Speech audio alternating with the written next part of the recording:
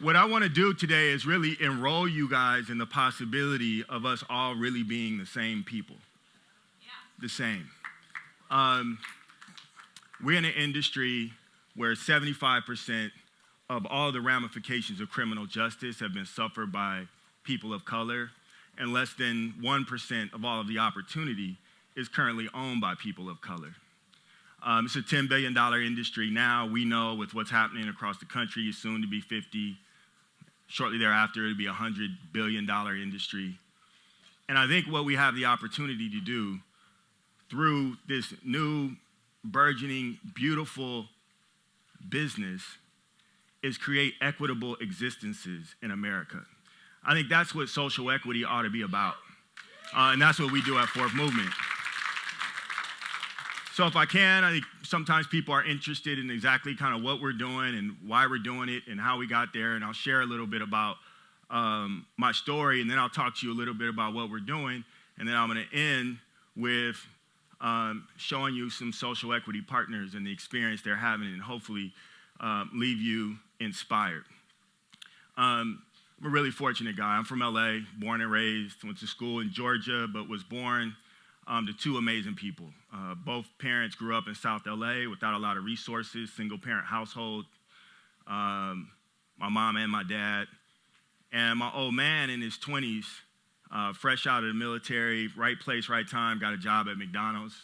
I think the things he learned from his great-grandmother, who was a domestic, and the peoples whose homes that she cleaned and the lessons that he learned from them really prepared him to be successful in corporate America. In about 7 years, he became a corporate executive at McDonald's, and when I was 11 years old, he came in my room and he said, "Son, you know, you could never inherit my job, but one day you might be able to inherit my business." So at 11 years old, he bought 2 McDonald's restaurants in Pomona, California, and I grew up in and around that business.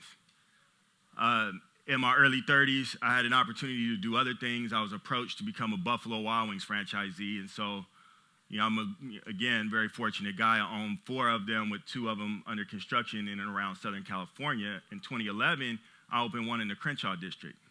It changed my life. We're always, good operators. Growing up in and around the business, my parents were very philanthropic, never saw them doing the wrong things, always doing the right things for the right reasons. But, your parents say a lot of things you don't always really feel and connect to them.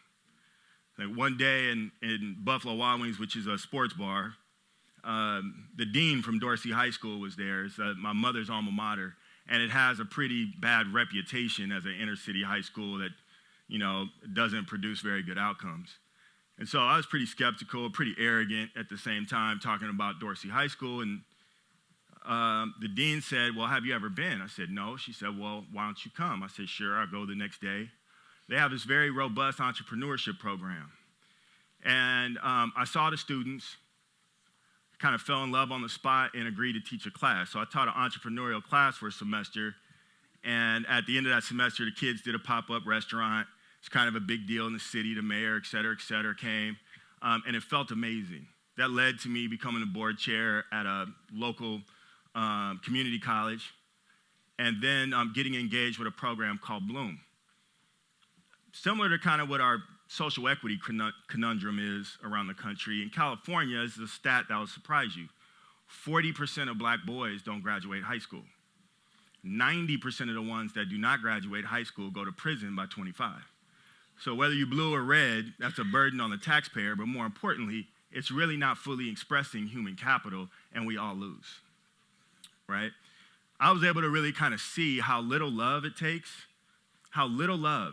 for people who I think have lost the birth lottery. Through no fault of their own, they're born into circumstances that produce these negative predictive outcomes. When you don't have a dad because he's in prison or he's dead, some of the ramifications of the war on drugs, when your mother has an issue with drugs and or any of the other various things, you live in poverty. And you can be African American in South LA, you can be Latino in Houston or El Paso, or you can be white in Appalachia. America has a poor people problem. And poor people get poor people results in our country, and there's not loving existences. So we know that you can intervene. People want to be hopeful. what I believe is that a lot of people are born into situations where they really don't have a reason to believe that God loves them. And if they don't believe that God loves them, they don't have a reason to put it all on the line. Back in my business, I kind of saw that the same young people that we were helping to transform in South LA is really the same population that we employ as entry-level employers in Buffalo Wild Wings. It changed my perspective from being a guy that sold chicken and beer in restaurants to being a guy that developed young people. And I think because of that approach, when the city of LA courageously decided that 2/3 of all of the licenses were going to go to people who have been disproportionately impacted by the application of criminal justice, one of our city council people called me and said, man, listen, these programs have happened in Oakland, and it's been pretty predatory. Would you take a look at getting involved? And so we did, and we stood up Fourth Movement. The motto has changed, as it does in all of your businesses it has over the last 2 years, but we're really happy with where we ended. In Los Angeles, we spoke to 700 people. We interviewed 350. We decided to train 120.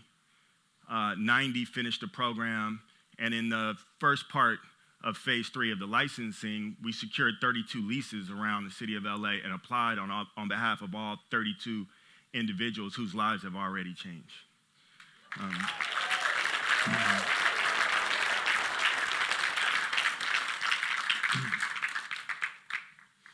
And what I've seen in the model is the first thing that we do is in a year, we don't really talk very much about cannabis at all.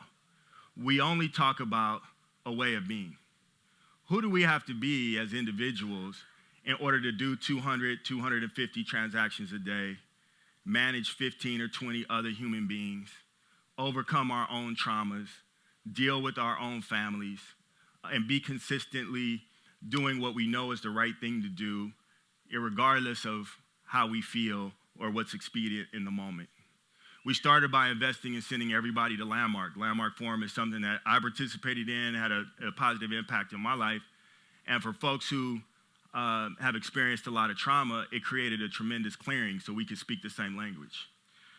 What I'm trying to do here is give you guys some tools to think about in your business and in your walk.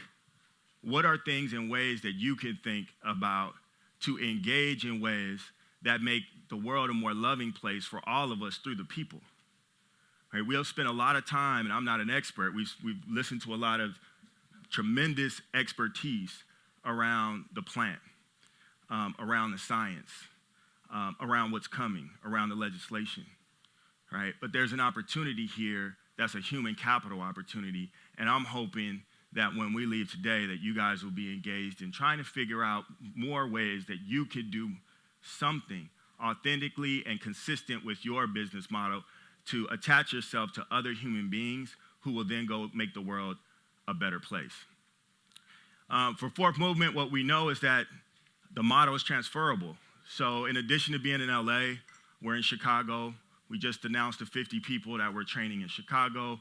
We think that the model is viable all across the country, and we're going to do that. And then next year, we'll start standing up non-cannabis related retail businesses so that people can own. We can address income inequality by not making people wrong for where they are, but surrounding them with all of the tools and access to resources to help them not compete in the marketplace, but to actually win. Yeah.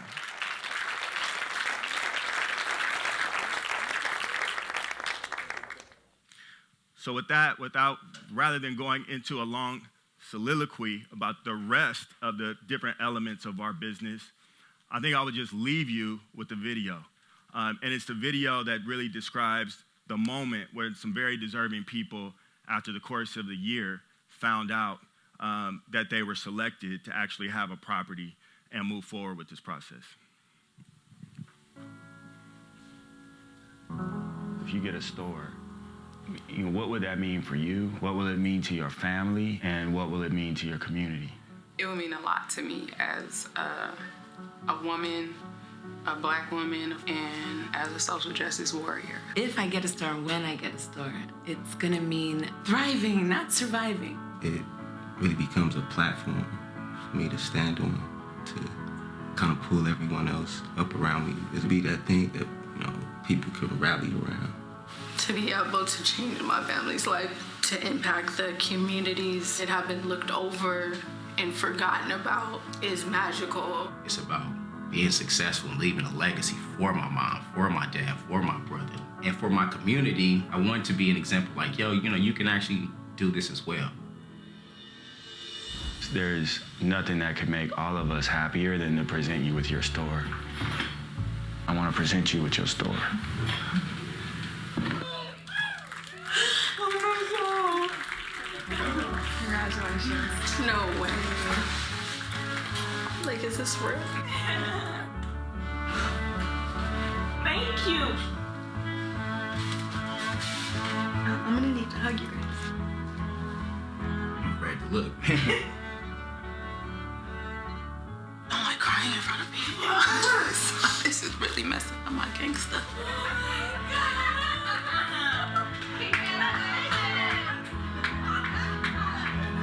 You're worthy, and we believe. Congratulations. Thank you, guys.